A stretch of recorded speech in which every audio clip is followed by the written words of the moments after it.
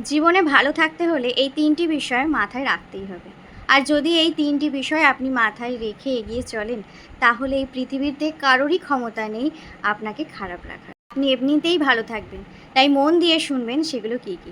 প্রথম হলো ইগনোর করতে শেখা। কিছু মানুষকে আপনাকে ইগনোর করতে শিখতে হবে। যে মানুষগুলো আপনার সামনে একরকম, আপনার পিছনে একরকম, সেই মানুষগুলোকে আইডেন্টিফাই কিন্তু আপনাকেই করতে হবে। আর যদি আপনি তাদেরকে ইগনোর করতে না পারেন, তাহলে তাদের কথাগুলো ২৪টা ঘন্টা আপনার মাথার মধ্যে ঘুরপাক করতে থাকবে।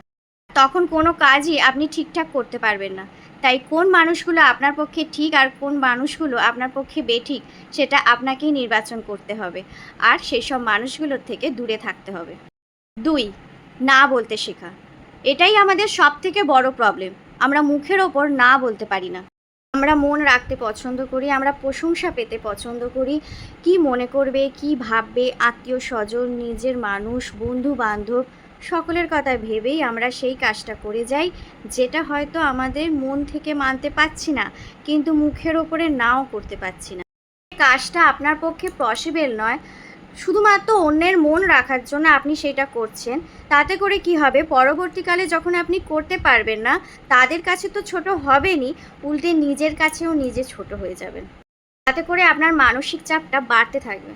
তাই যেটা আপনার পক্ষে পসিবল নয়, সিম্পলি বলে দিন, না ভাই, আমার দ্বারা এটা হবে না, আমি এটা পারবো না, আমি এটা করতে পারবো না, ব্যাস। রইল ৩.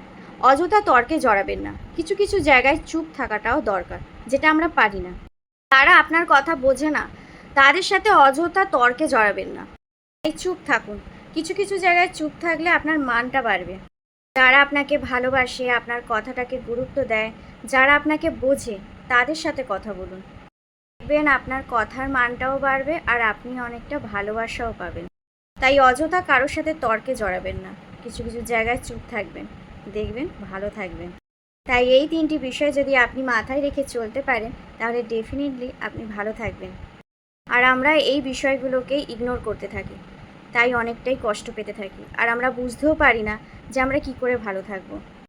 আর শেষে একটা কথাই বলবো, ভালো থাকার দায়িত্ব কেউ নেবে না। আপনার ভালোটা আপনাকেই বুঝে নিতে হবে। ভালো লাগলে একটা কমেন্টস করবেন। ধন্যবাদ।